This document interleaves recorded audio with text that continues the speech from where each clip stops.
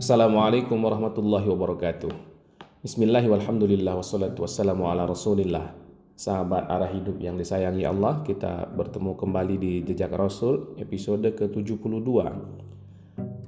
Kita bicarakan beberapa peristiwa penting sesudah perang Tabuk. Sekembalinya Rasulullah dari Tabuk, ada satu peristiwa yang sangat menyedihkan beliau. Sama seperti saat beliau kembali dari Badar, beliau kehilangan putrinya, yakni Ummu Kulsum radhiyallahu taala anha. Yang membuat makin sedih adalah bahwa wafatnya Ummu Kulsum itu tanpa didampingi oleh Nabi dan juga tidak didampingi oleh suami beliau, Utsman bin Affan radhiyallahu taala anhu, yang saat itu membersamai Rasulullah SAW ke Tabuk. Maka diadakanlah prosesi penyelenggaraan jenazah dan pemakaman Ummu Kulsum. Rasul duduk di samping makam beliau, berdoa, lalu berkata kepada Utsman, "Ya Utsman, andai saja saya punya lagi putri yang belum menikah, akan aku nikahkan lagi dengan engkau." Kita tahu bahwa Utsman bin Affan sebelumnya juga menikah dengan putri Rasulullah SAW, Ruqayyah, dan pasca beliau wafat dinikahkan dengan Ummu Kulsum. Ini tentu menjadi sebuah keistimewaan sendiri bagi Utsman sampai beliau digelari dengan sebutan Dzunurain, pemilik dua cahaya, karena menikahi dua putri baginda Nabi Shallallahu Alaihi Wasallam. Ada banyak orang soleh di sekeliling Nabi, bahkan ada yang lebih baik daripada Utsman, yakni Abu Bakar dan Umar. Tapi dalam hal kerumah tanggaan, Utsman memang adalah orang yang sangat lembut, sehingga beliau ini memang tipikal suami ideal. Setelah itu semua berlalu, orang-orang munafik yang tidak ikut dalam ekspedisi Tabuk menghadap Rasulullah SAW meminta maaf. Beliau yang menerima saja maaf mereka sambil mengingatkan bahwa ya, aku hanya melihat apa yang ada pada zahir kalian, tapi ketahuilah hati kalian itu senantiasa dipantau oleh Allah Ta'ala. Jadi Rasulullah itu memaafkan saja kepada orang munafik atau kepada orang-orang Islam yang baru atau kepada orang yang memang nampak kelemahan imannya. Tapi kepada 3 orang sahabat yang tidak ikut pada ekspedisi itu, yang mereka ini tercatat sebagai orang yang soleh, Nabi tidak demikian saja memaafkan mereka. Kita ketahui bahwa ada 4 orang kan yang tidak berangkat, tapi kemudian salah satu di antaranya, yakni Abu Khaitamah, menyusul. Jadi Abu Khaitamah lepas dari beban kesalahan ini karena Rasulullah memaklumi beliau dan memaafkan beliau. 3 orang lainnya yang paling terkenal ya sosok Ka'ab bin Malik, ada juga Murarah bin Rabi', dan satu lagi namanya Umayyah al-Waqif. 3 orang ini, utamanya Ka'ab, Nabi tahu reputasinya. Track recordnya adalah orang soleh yang setia kepada Rasulullah. Cuma pada saat perang Tabuk ini mereka terlalaikan. Sebenarnya tidak ada kepengecutan di dalam diri Ka'ab. Dia pun sudah bersiap, tapi persiapannya itu dilambat-lambatkan. Sehingga pada hari H, preparasi itu belum selesai, yang mengakibatkan dia tertinggal dari pasukan. 3 orang ini, Ka'ab, Murarah, dan Umayyah, kemudian dipanggil. Yang banyak diriwayatkan itu adalah dialog Rasulullah SAW dengan Ka'ab. Ketika ditanyakan oleh Nabi apa alasannya, Ka'ab mengaku dia salah saja. Dia tidak punya alasan apapun. Memang dia lalai dan dia tidak akan mengarang cerita apapun agar Rasulullah memaafkannya. Nabi kemudian mengatakan, pergilah dulu sampai Allah memberikan keputusan atas kalian ini. Jadi orang-orang ini, 3 sahabat Nabi yang tidak turut serta, tidak ambil bagian dalam perang Tabuk ini, diusir sampai Allah memutuskan perkaranya. Ini adalah sebuah hal yang sangat berat. Mereka tidak hanya diusir oleh Nabi, tapi diperintahkan juga kepada semua orang Madinah agar memboikotnya. Mereka ini dijadikan orang buangan. Tidak ada satu orang pun yang diperkenankan bicara dengan ketiga orang ini, termasuk istri-istri mereka. Pada satu ketika, hari keberapa begitu setelah sebulan lebih diboikot, Ka'ab bin Malik juga tidak tahan, lalu dia datang kepada saudaranya, masih terhitung sepupu, Abu Qatadah, supaya difasilitasi untuk menghadap lagi kepada Rasulullah SAW. Tapi Abu Qatadah patuh kepada Nabi, dia bahkan tidak mau bicara, dan Ka'ab makin sedih. Nah, di tengah kesedihan seperti itu ada yang ambil kesempatan tuh.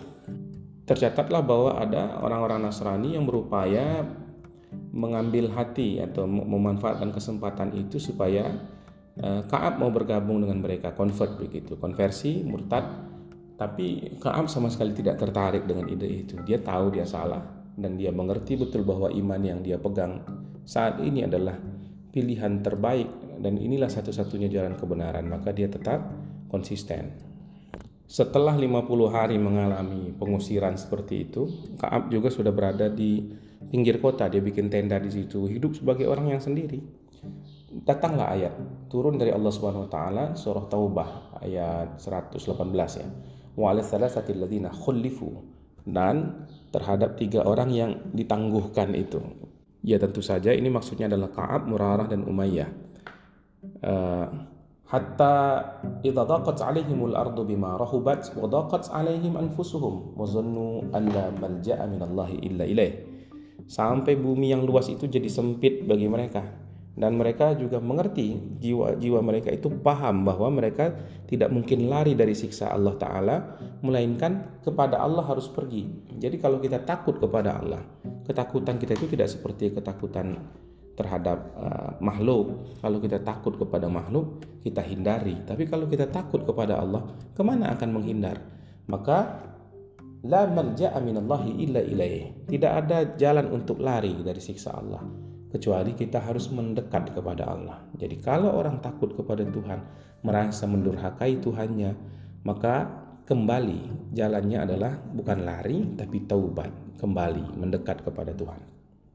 Dan kalau mendekat, Allah memutuskan tsumma taba 'alaihim liyatubu innallaha huwat tawwabur rahim. Maka Allah pun menerima taubat mereka agar mereka kembali ke jalan yang benar. Sesungguhnya Allah itu Maha penerima taubat dan Dia Maha penyayang. Begitu ayat ini turun, jamaah kaum muslimin yang mendengarnya pun langsung lari dari masjid untuk keluar menyampaikan berita itu kepada ketiga orang ini. Jadi luapan kegembiraan mereka tidak tertahan. Mereka sedih juga melihat saudaranya, saudara seimannya diboikot demikian rupa. Tapi apa boleh buat, ini adalah konsekuensi dari kesalahan. Memang semakin tinggi pangkat seseorang kalau melakukan kesalahan, pasti hukumannya makin berat. Logiknya begitu. Orang dengan level keimanan rendah tentu ya dimaafkan saja, hanya diberikan peringatan. Tapi orang yang keimanannya sudah dipandang kokoh dan kemudian diharapkan untuk dapat berperan dan memberi teladan di dalam komunitas umat Islam, pelanggarannya tentu harus diganjar dengan hal yang lebih berat sebagai pendidikan terhadap jiwa-jiwa yang sebenarnya merupakan jiwa-jiwa pilihan ini. Ka'ab yang berada di luar kota di tendanya sendirian itu disusul oleh orang-orang.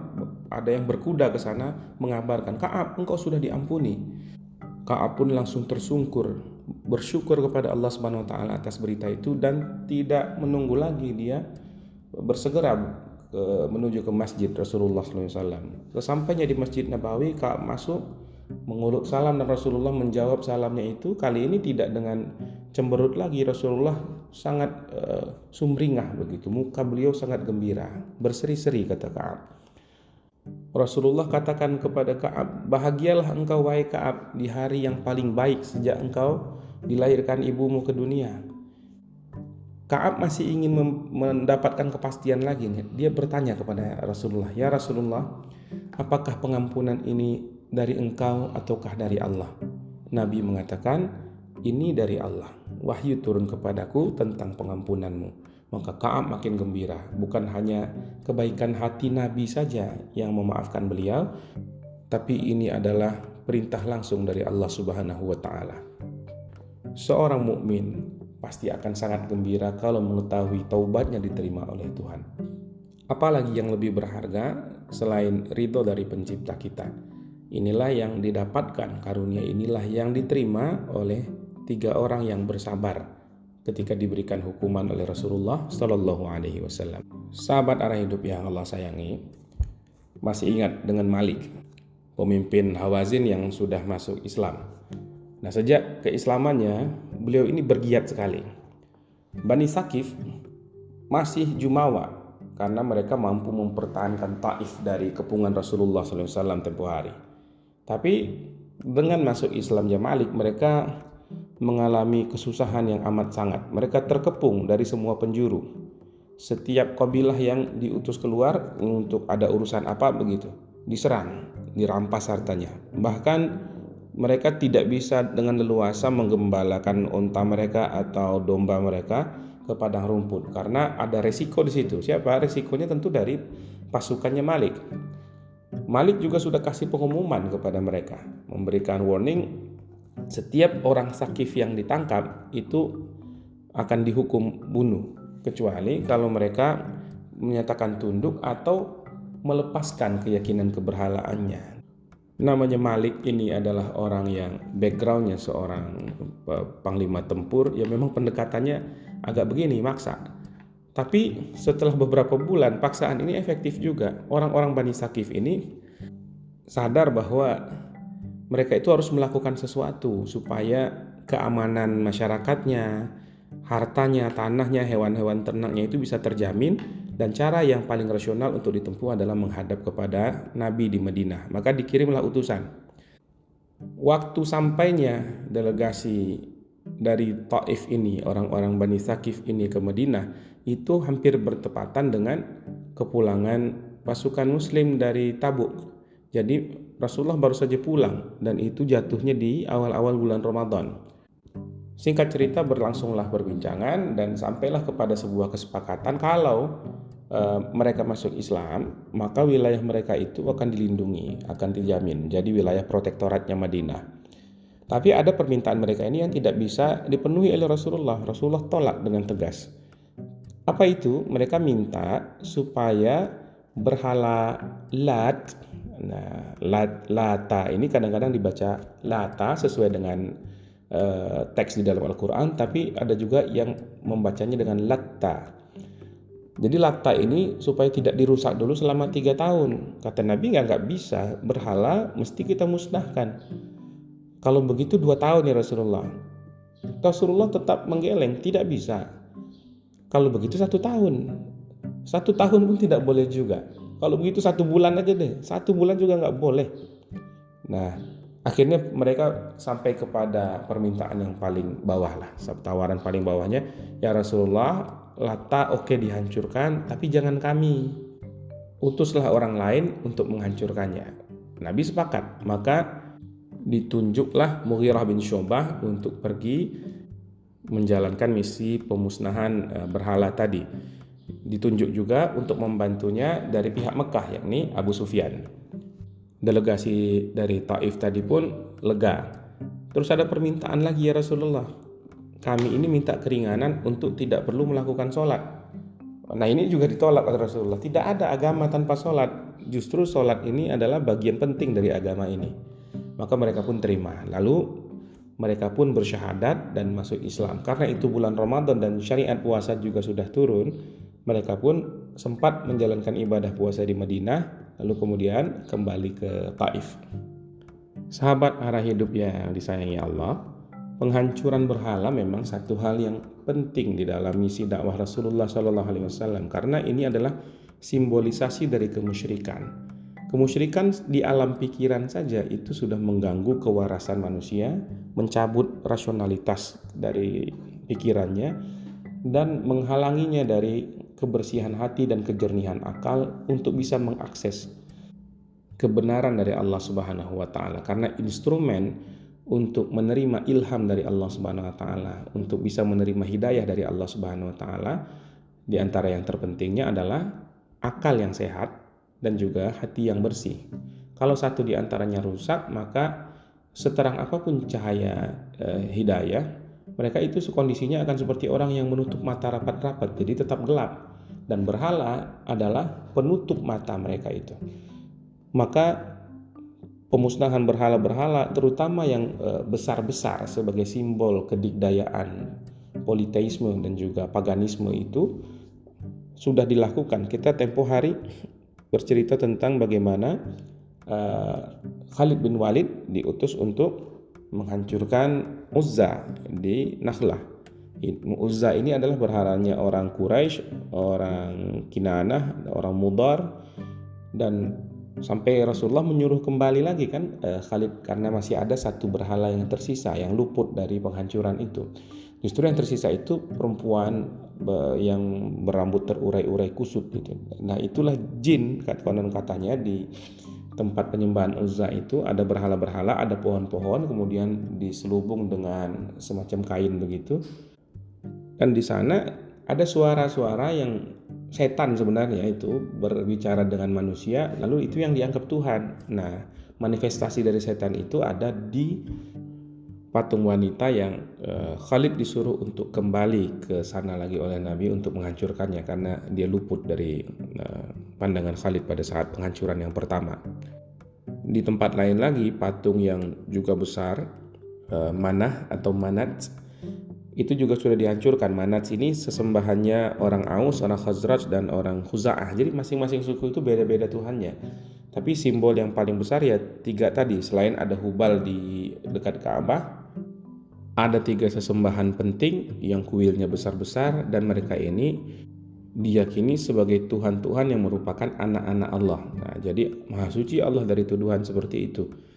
Tersebutlah di surah An-Najm, afara'aitumul Lata wal Uzza wa manata sadisatal ukhra. Apakah patut engkau menganggap itu adalah anak-anak Tuhan yang namanya Lata, Uzza, dan yang bungsu namanya Manah atau Manat tadi. Singkat cerita, Taif pun sudah takluk. Tidak sedikit orang Taif penyembah berhala fanatik yang terluka, tapi tidak bisa melawan juga. Sebenarnya Mughirah bin Syu'bah itu sukunya sudah bersiap-siap karena khawatir bahwa dia akan bernasib seperti Urwah yang kita ceritakan tempo hari. Tapi tidak berani ternyata orang Taif membalaskan dendam dengan mencoba melakukan upaya pembunuhan kepada Mughirah. Jadi aman saja. Adapun reaksi dari pengikut-pengikut paganisme fanatik itu, terutama kaum perempuannya, dengan berteriak, meratap, mencaci maki, itu hal yang memang biasa, standar saja. Cuma ada orang-orang yang lebih takut lagi di Taif pada saat itu. Siapa mereka? Dengan kedatangan Islam, dengan penaklukan Taif oleh Islam, maka yang terganggu salah satunya adalah Wahsy. Wahsy yang melempar tombak orang yang diupah oleh Hindun pada saat masih kafir untuk membunuh Hamzah. Dia sudah lari dari Mekah ketika Mekah ditaklukkan. Larinya ke Taif karena mengira Taif sulit untuk dikalahkan. Tapi sekarang Taif pun sudah menyerah. Kemana lagi dia harus melarikan diri? Di tengah kegalauannya itu, Wahsy bertemu dengan kawannya, orang Sakif situ, yang mengatakan, baik bagimu untuk pergi menghadap Nabi saja, karena dia tidak pernah membunuh orang-orang yang masuk Islam, dia akan memaafkan. Maka Wahsy pun menuruti saran itu, dia pergi ke Madinah menghadap kepada Nabi dan bersyahadat. Di tengah-tengah prosesi syahadat itu, salah seorang mukmin yang hadir dekat mereka mengenali Wahsy. Ya Rasulullah, orang inilah dulu yang membunuh Hamzah. Karena Wahsy sudah bersyahadat, Nabi katakan biarkan dia. Aku lebih suka seseorang masuk Islam 1 orang saja daripada harus membunuh 1000 orang kafir. Namun kita tahu bahwa Hamzah merupakan paman sekaligus sahabat terbaik yang pernah dimiliki oleh Rasulullah SAW, pembela beliau yang sudah seperti abangnya sendiri. Begitu sayangnya Nabi kepada Hamzah bin Abdul Muthalib radhiyallahu anhu, seorang panglima syuhada. Nabi pun menatap Wahsy, apakah engkau benar-benar membunuh Hamzah dahulu? Wahsy tertunduk lesu, dia katakan, iya ya Rasulullah. Sekarang duduk, ceritakan bagaimana kejadiannya. Maka Wahsy pun menceritakan bagaimana proses ketika ia akhirnya dapat membunuh Hamzah radhiyallahu ta'ala anhu. Maka pada saat itu Rasulullah merasa makin sedih, lalu mengatakan kepada Wahsy, pergilah Wahsy, mulai saat ini kalau dapat jangan ada di hadapanku. Bercampur baur di dalam diri Rasulullah perasaan antara sedih, tapi kasih sayangnya juga membuat beliau harus memaafkan Wahsy. Wahsy pun juga diliputi perasaan yang campur aduk. Dia senang sudah dimaafkan, dia senang bisa sekarang hidup bebas, dia senang bahwa dia sudah terlepas dari ancaman kehidupan, dan dia juga sudah beriman kepada agama barunya. Cuma ada kesedihan, dia tidak akan bisa mendapatkan kesempatan seperti sahabat-sahabat lain yang berebut di dekat Rasulullah SAW, karena dia harus menjauhkan diri dari Nabi untuk menjaga perasaan Rasulullah SAW agar kenangan sedih tentang Hamzah itu tidak kembali lagi. Ada keberuntungan tapi juga ada kemalangan di sisi Wahsy pada saat itu. Ada satu orang lagi yang juga sedang ada di Taif, dan dia ini adalah Abu Amir, ayahnya Hanzalah, seorang syuhada, sahabat Nabi yang jasadnya dimandikan oleh malaikat pada perang Uhud. Abu Amir adalah orang yang berpengaruh, katakanlah orang kedua berpengaruh di Madinah setelah Abdullah bin Ubay bin Salul. Pada saat Nabi ke Madinah dahulu, dia adalah seorang pendeta, dia adalah seorang yang mengerti betul ajaran agama Nasrani. Ada dialog antara dia dengan Rasulullah SAW ketika dia mengatakan bahwa engkau wahai Muhammad datang dengan ajaran apa? Ditanya begitu kepada Nabi. Nabi menjawab, aku datang dengan agama Ibrahim yang hanif. Dia menjawab lagi, agamamu itu tidak hanif, engkau sudah memasukkan unsur-unsur baru, engkau sudah membuat bid'ah di dalam agama Ibrahim. Kata Nabi, justru aku datang dengan agama yang suci, bersih, jernih, dan asli sebagaimana yang dianut oleh Ibrahim. Tapi Abu Amir tetap mendebat Rasulullah SAW, dan di akhir kalimatnya dia tutup dengan sebuah statement bernada mubahalah begitu. Engkau pembohong, dia tuduh Nabi mendusta, dan orang yang berdusta itu akan mati dalam pelarian, dalam kesepian, dan dalam keadaan terbuang. Nabi menyambut perkataan itu, ya siapapun yang berbohong akan mengalami itu, kita saksikan saja. Temannya Abdullah bin Ubay memutuskan untuk tunduk saja kepada kekuasaan Nabi karena karisma, wibawa, serta pengaruh Rasulullah di Madinah sudah tidak tersaingi lagi oleh dia. Dia harus membatalkan keinginannya untuk menjadi pemimpin di tengah-tengah masyarakat Madinah pada saat itu. Meskipun Abdullah bin Ubay tetap membuat banyak makar ya untuk mengganggu dakwah Rasulullah SAW. Insya Allah di episode berikutnya akan kita ceritakan tentang Abdullah bin Ubay. Nah, Abu Amir ini tidak mau begitu, tidak mau pura-pura masuk Islam saja pun dia tidak sudi. Dia memilih untuk cabut, dia lari ke Taif, dan sekarang Taif tempat pelariannya itu sudah dikuasai oleh kekuatan Islam.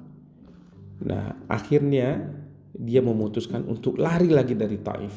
Dia pergi ke Suriah. Disitulah dia meninggal dunia, dan meninggalnya itu persis seperti apa yang dia sebutkan ketika berdebat dengan Rasulullah SAW beberapa tahun sebelumnya. Dia meninggal dalam keadaan lari, terbuang, sepi sendiri, dan terlunta-lunta sebagai gelandangan. Sahabat arah hidup yang disayangi Allah, demikian kisah kita di episode kali ini. Semoga Allah berikan kekuatan dan kesempatan kepada kita untuk melanjutkan di kesempatan berikutnya. Subhanakallahumma wa bihamdika asyhadu an la ilaha illa anta astaghfiruka wa atubu ilaik. Assalamualaikum warahmatullahi wabarakatuh.